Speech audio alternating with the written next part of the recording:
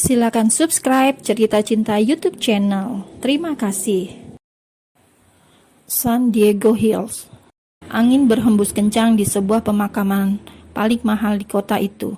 Di antara rerumputan hijau yang terawat, salah satu batu nisan terukir nama kakek Mahindra Prakras. Ya, pria tua renta itu sudah tutup usia di waktu senjanya.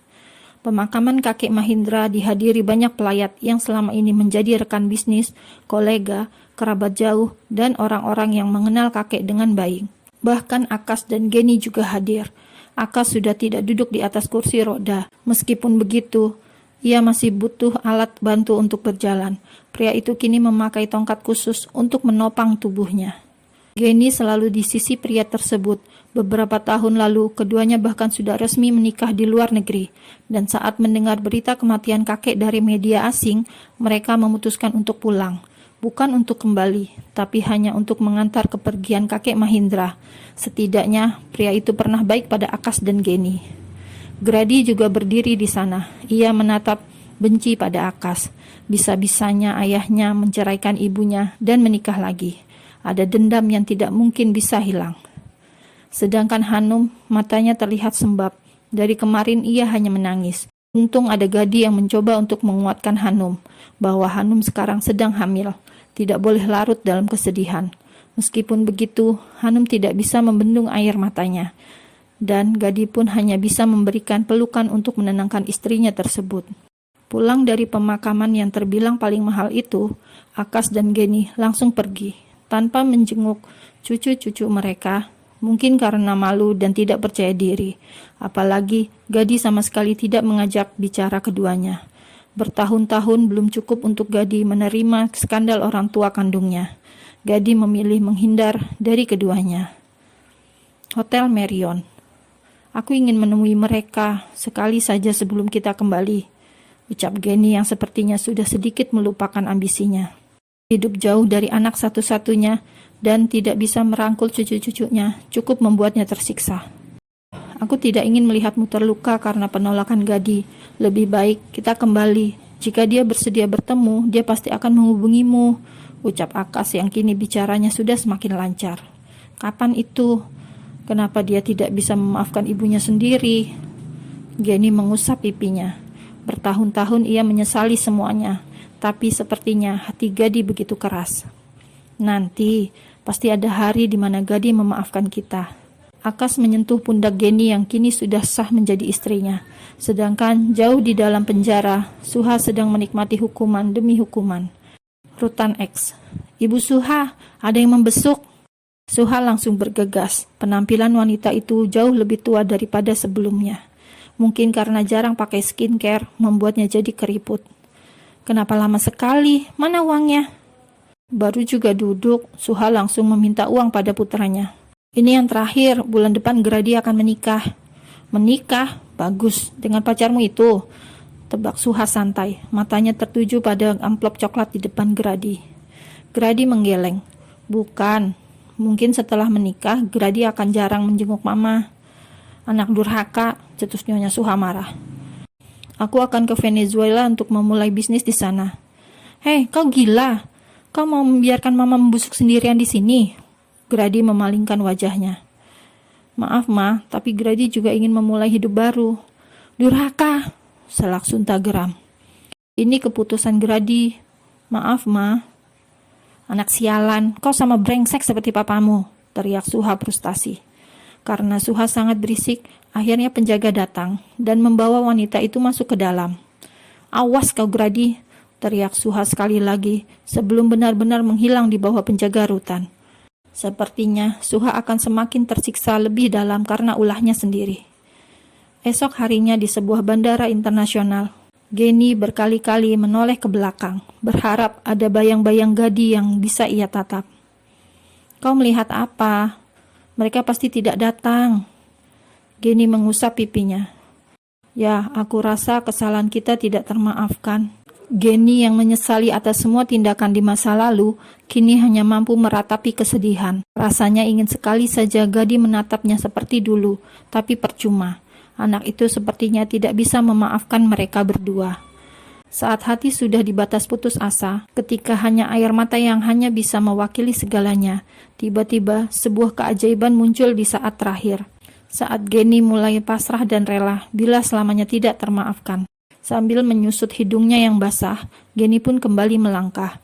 Ketika larut dalam lamunan dan rasa bersalah yang dalam, tiba-tiba sebuah suara membuatnya tidak bisa melangkah. Wanita itu seketika berhenti dengan tubuh bergetar.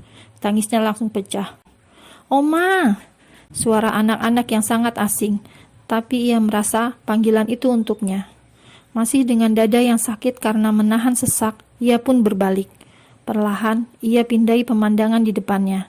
Siva Lorenza Mahindra, anak 4 tahun itu, tiba-tiba berjalan mendekat ke arahnya. Diikuti oleh Siv Loreno Mahindra dan Arjuna Trinadaru Mahindra yang baru saja turun dari gendongan sang ayah. Jarak Geni dengan cucunya semakin dekat. Begitu juga dengan Gadi serta Hanum yang ada di belakang putra-putri mereka semua. Saat jarak mereka hanya beberapa meter, Geni menatap putranya sendu. Setelah itu menatap cucunya yang belum pernah ia sentuh. Wanita itu seolah meminta izin lewat tatapan matanya yang penuh harap. Tentang bolehkah ia memeluk mereka, memeluk cucunya? Gadi mengangguk pelan menatap mata sembab sang mama. Pria itu seolah menyelami perasaan apa yang dirasakan sang mama saat ini. "Itu cucu mama," batin Gadi ketika melihat Geni mulai memeluk anaknya. "Maafkan Oma," Geni terisak sembari memeluk cucu-cucunya. Akas melihat di belakang, belum berani mendekat. Mereka semua hanya bisa menyaksikan Geni yang menangis dalam penyesalan yang dalam selama ini. Di sebuah salah satu kafe di dalam bandara, mata Geni tidak pernah beralih dari cucu-cucunya.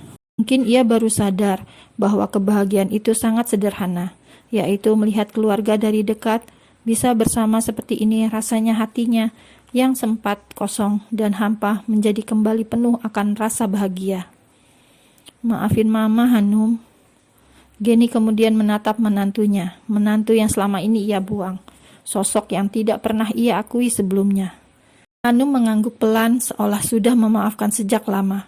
Bagi Hanum, paling sulit adalah mendamaikan hati suaminya. Butuh ekstra sabar dan harus telaten saat membujuk Gadi agar mau menepis egonya. Sebelum suaminya menyesal, sebab kita tidak tahu sisa umur manusia. Setelah dari pemakaman kakek, Hanum mengibaratkan bagaimana jika nanti mama sudah pergi. Hanya ada penyesalan yang sia-sia.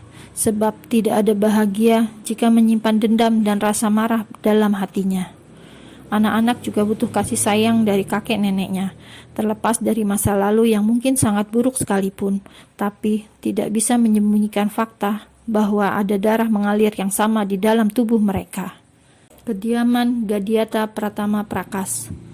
Sopir masuk sambil membawa koper besar, kemudian membawa barang-barang itu ke sebuah kamar luas di kediaman Gadi.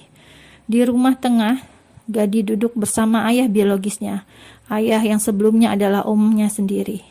Ada rasa canggung, tapi ya sudahlah, mereka nanti lama-lama akan terbiasa. Sedangkan Geni, ia berada di playground di halaman rumah. Wanita itu sedang menikmati kebersamaan dengan cucu-cucunya. Mereka bahkan sangat menerima kehadiran mama. "Terima kasih Hanum, terima kasih sudah mendidik mereka begitu sangat baik," ucap Geni ketika melihat anak-anak itu sama sekali tidak menolak kehadirannya. Karena mama adalah oma mereka, jadi sangat wajar kalau mereka juga sayang mama, ucap Hanum membuat mata Geni perih. Wanita itu kemudian memalingkan wajah mengusap matanya. "Jangan menangis, Ma. Lihat senyum anak-anak itu. Mari kita lupakan semuanya. Mama juga punya kesempatan untuk bahagia." Geni makin merasa bersalah. Mengapa dia sia-siakan orang baik seperti Hanum? Arjuna mendekat diikuti oleh babysitter di belakangnya. Anak itu minta digendong Hanum. Kemudian Geni mencoba mengulurkan tangan. Tidak tahunya Arjuna langsung nemplok sama omanya, membuat Geni merasakan perasaan yang tidak bisa ia lukis dengan kata-kata. "Oh, inikah kebahagiaan yang lama aku cari? Meskipun sekian lama aku pergi bersama orang yang aku cintai, ternyata ada banyak hati lain yang aku rindui, yang membuat jiwaku tetap terasa kosong. Dia adalah putraku, cucu-cucuku. Maafkan Oma. Oma janji, Oma hanya akan menjadi orang baik untuk kalian.